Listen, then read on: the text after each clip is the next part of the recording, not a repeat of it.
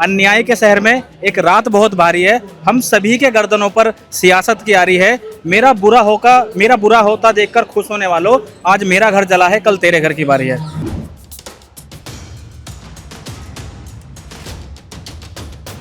अगर मोदी जी के खुद के बच्चे होते और वो नीट पेपर लीक के शिकार होते और भगवान ना करता वे सुसाइड करते, तब मोदी जी को पता चलता उस दर्द का।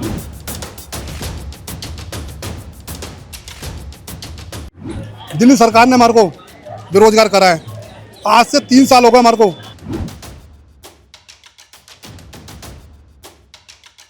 मैं इस वक्त जंतर मंतर पर मौजूद हूँ और यहाँ पर कॉकरोच जनता पार्टी का प्रोटेस्ट जोरों शोरों से चल रहा है। अभिजीत दीपके जो है अपने हाथों में कमान लिए हैं, तीसरा दिन है आज। और मेरे साथ तो 2 ऐसे लोग मौजूद हैं जो इस प्रोटेस्ट का हिस्सा रहे हैं, जो अपनी जो ओपिनियंस रखना चाहते हैं इस देश के एजुकेशन को लेकर। जो प्रोटेस्ट चल रहा है उस पर अपनी बात रखना चाहते हैं। सर, सबसे पहले मैं आपसे शुरू करूँगी। आपके हाथ में बैनर देख पा रही हूँ, हमारी जनता को भी दिखाइए, बेरोजगार। आपने भी अपनी माथे पर भी ये लगाया बेरोजगार, ऐसा क्यों? सबसे पहले तो मैडम, मैं जो बेचारों ने आत्महत्या करी है नीट के पेपर में, उनको श्रद्धांजलि देता हूँ, शहीद का दर्जा देता हूँ उन्हें। मैं उन बच्चों ने कितनी मेहनत करी, ठीक है, और आज वो बेचारे इस दुनिया में नहीं हैं। उनके माँ बाप पर क्या बीत रही होगी। उस दुख को देखते हुए अपने दुख को कम समझता हूँ मैं, इसलिए मैं यहाँ आया हूँ। और मैं अकेला नहीं हूँ मैडम, मेरे पीछे 10,791 खड़े हुए हैं जो आपको दिखाई नहीं दे रहे। यहाँ पर इस कैमरे में कैद नहीं होंगे, मगर यहाँ पर हैं, इस वक्त मौजूद हैं वो। यहाँ पर 10,792 हमारे बहन भाई। जो हमारा धरना 3 साल से चल रहा है राजघाट पावर हाउस पे, ठीक है, कोई सुनने वाला नहीं, कोई देखने वाला नहीं है। और नेशनल मीडिया को तो मैं भाई क्या बोलूँ, भाई इतना ही कहूँगा नेशनल मीडिया के बारे में कि भगवान उन्हें सद्बुद्धि दे, वो देखें सच्चाई क्या है, किसी की बातों में ना है, कहीं ना है, सच्चाई देखें। और आपका बहुत बहुत धन्यवाद करता हूँ मैडम, जो आपने हमारी आवाज़ उठाई और आगे तक पहुँचाओगे। मैं सिविल डिफेंस के द्वारा एक बेरोजगार हूँ। दिल्ली सरकार ने हमारे को बेरोजगार करा है। आज से 3 साल हो गए हमारे को। 31 अक्टूबर 2023 को एक तुगल की फरमान जिसे कहते हैं ना, किसी की नहीं सुनना, भाई फरमान जारी कर दिया, इन सबको हटा दो, 10,792 को हटा दो नौकरी से। अरे ये नहीं सोचा तुमने उनका घर परिवार कैसे चलेगा, 3 साल से मैं अपना गुजारा कैसे कर रहा हूँ, अब किससे अपना दुख कहूँ मैं, कोई सुनने वाला नहीं है। मैडम खाकी वर्दी वाला हूँ मैं, और आज देख लो रोड की खाक छान रहा हूँ मैं। कोरोना अभी जो आपके हाथ में बेरोजगार का मैं पोस्टर देख रही हूँ, अभी आज जो प्रोटेस्ट चल रहा है वो शिक्षा के खिलाफ है, तो आप भी चाहते हैं कि धर्मेंद्र प्रधान इस्तीफा दे दे? देखो, इस्तीफा तो इस टॉपिक पर कुछ कहना नहीं चाहता मैं, क्योंकि मेरा टॉपिक कुछ हो रहा है और मैं उन्हें कुछ कहना चाहता। भाई कहूँ धर्मेंद्र प्रधान जी को भगवान सद्बुद्धि दे। उन बच्चों की आत्मा कितना रोती होगी, उनको याद करें कि नहीं उनके साथ इंसाफ हुआ है, मुझे इस्तीफा दे देना चाहिए। उनकी जगह मैं होता, मैं तो मैडम एक बार में इस्तीफा दे देता, क्योंकि मुझे ऊपर जाके मर के जवाब देना भगवान को।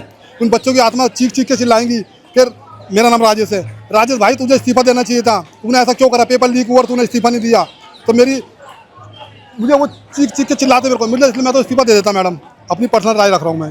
बिल्कुल, आप भी इस प्रोटेस्ट का हिस्सा रहे हैं, आप भी प्रोटेस्ट देख रहे हैं जिस तरीके से हो रहा है। अभिजीत दीपके को लेकर लोग बोल रहे हैं कि ये यूएस बेस्ड है, ये भारत के मुद्दों पर कैसे आगे आकर बोल रहा है, प्रोटेस्ट कर रहा है, ये तो बाहर रहने वाला इंसान है।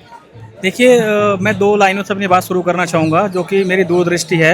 ये जो शुरू हुआ है ना, ये प्रोटेस्ट नहीं, ये लोगों का दर्द है, दुख है, एक मन की ज्वाला है, एक मन की पीड़ा है, जो आज यहाँ पर बिल्कुल जैसे बोलते हैं ना ज्वालामुखी फट जाता है, तो ये वही उसी का रूप है। मैं 2 बातों से अपनी बात शुरू करना चाहता हूँ। अन्याय के शहर में एक रात बहुत भारी है। अन्याय के शहर में एक रात बहुत भारी है। हम सभी के गर्दनों पर सियासत की आ रही है। मेरा बुरा होता देखकर खुश होने वालों, आज मेरा घर जला है, कल तेरे घर की बारी है। ये जो 14-15 जो लोग हैं जिन्होंने सुसाइड किया है, जो अब इस दुनिया में नहीं है, जिनके घर का चिराग बुझ चुका है, आप मुझे ये बताइए कि उनकी मौत का जिम्मेदार कौन है?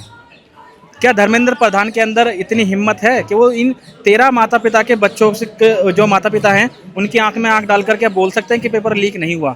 देखिए, उनको क्या ही फर्क पड़ेगा। पक्ष और विपक्ष में दोनों की बता रहा हूँ, जो सरकार में अभी हैं और जो सरकार में पार्टियां नहीं हैं, उन सबके बच्चे मज़े से विदेशों में पढ़ रहे हैं बिना किसी टेंशन के।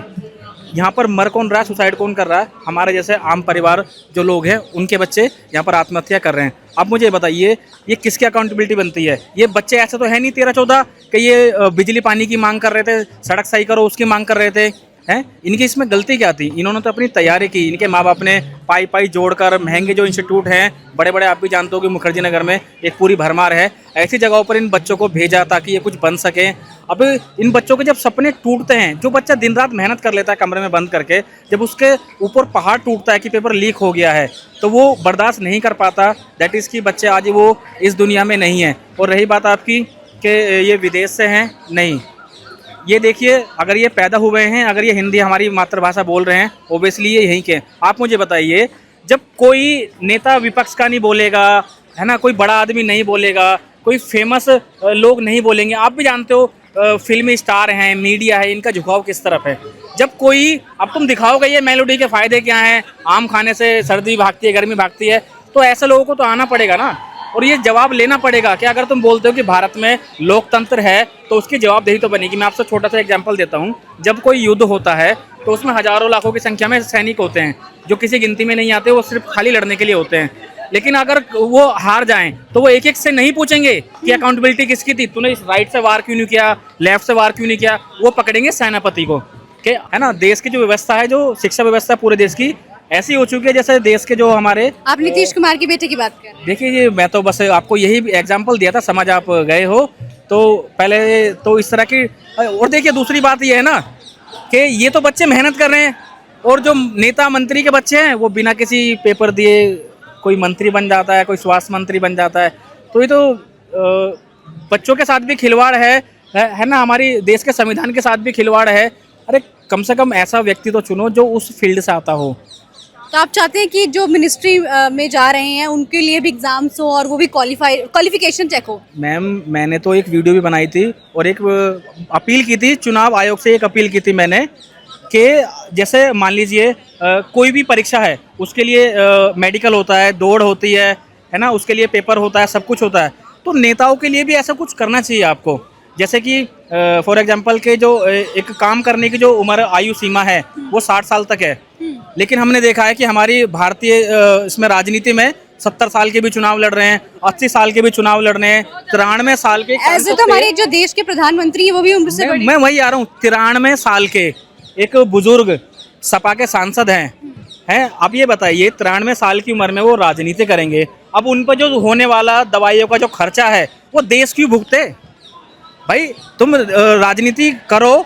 चुनाव आयोग से मेरा एक यही रिक्वेस्ट है कि भाई आप भी इन नेताओं के लिए पेपर भी रखो, मेडिकल फिटनेस भी रखो, है ना, और इनकी आयु सीमा भी तय करो, ताकि हम देश का फालतू का खर्चा इन पर क्यों लगाएं।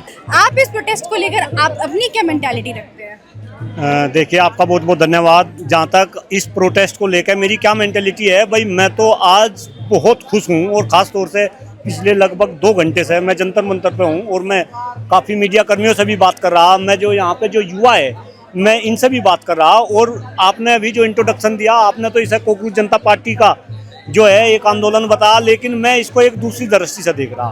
किसी भी देश में युवाओं का जागरूक होना बहुत जरूरी है। अगर इस तरीके का ये प्रोसेस चल रहा पिछले 3 दिन से, तो मुझे ऐसा लग रहा कि आज देश का युवा जागरूक हो रहा, और जो असली मुद्दा है, शायद हो सके आपको भी नहीं पता, मैं भी देश में शिक्षा व्यवस्था के लिए मैं संघर्ष कर रहा। आप एक बात बताओ, देश के प्रधानमंत्री आदरणीय नरेंद्र मोदी जी इस देश को विकसित बनाने की बात कर रहे हैं, लेकिन आपके चैनल के माध्यम से मैं मोदी जी तक ये संदेश पहुंचा रहा कि ये देश तो विकसित शिक्षा व्यवस्था से बनेगा। और मेरी तो एक टैगलाइन है कि विकसित भारत का रास्ता केवल और केवल शिक्षा के गलियारे से होकर गुजरता है। आपको इस गलियारे को दुरुस्त करना पड़ेगा, कहीं ना कहीं आपको शिक्षा व्यवस्था के ऊपर सोचना पड़ेगा। जरा सोचिएगा, ये बच्चे जो एग्जाम दे रहे, आपकी सरकार के अंदर जब से आप देश के प्रधानमंत्री है, 90 के आसपास जो है परीक्षाओं के पेपर लीक हो गए। मुझे तो ऐसा लगता है अगर मोदी जी का अपना खुद का बच्चा होता, देखिए बहुत गंभीर बात हो सके, कुछ लोगों को ये बात बुरा लगे, अगर मोदी जी के खुद के बच्चे होते और वो नीट पेपर लीक के शिकार होते और भगवान ना करता वे सुसाइड करते, तब मोदी जी को पता चलता उस दर्द का। जो बच्चे सुसाइड कर रहे हैं, आप उनके माँ बाप से जाकर देखो। मैं तो युवाओं के बीच में रहता हूँ, प्रोफेसर हूँ, बच्चों के बीच में रहता हूँ, शिक्षकों के बीच में रहता हूँ। अरे अपने बच्चों को तैयारी कराने के लिए पेरेंट्स अपनी ज़मीन तक बेच देते हैं, अपने घर तक बेच देते हैं, और फिर पता चला कि पेपर लीक हो रहे, और वे पेपर इस देश में 40-40 लाख रुपए में बिक रहे।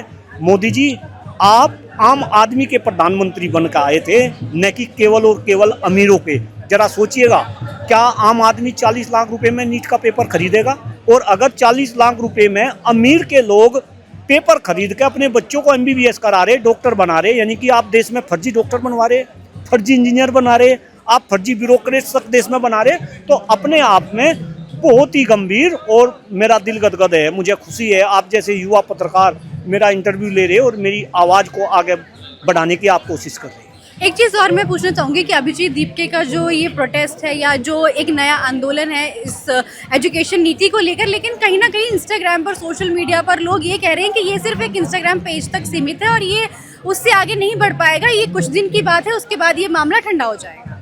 देखिए क्या होगा क्या नहीं होगा ये तो आने वाला समय बताएगा, लेकिन एक संदेश मैं आपके चैनल के माध्यम से हिंदुस्तान के लोगों को समझा रहा कि आप सरकार की चाल को समझाइए। वही सरकार है जो आंदोलनकारियों के दम पे सत्ता में आई। इनका बड़ा एहसान होगा मोदी जी आपके ऊपर अगर आप इनकी डिमांड मांगेंगे और धर्मेंद्र प्रधान जो आपके शिक्षा मंत्री है अगर वो इस्तीफा देंगे तो।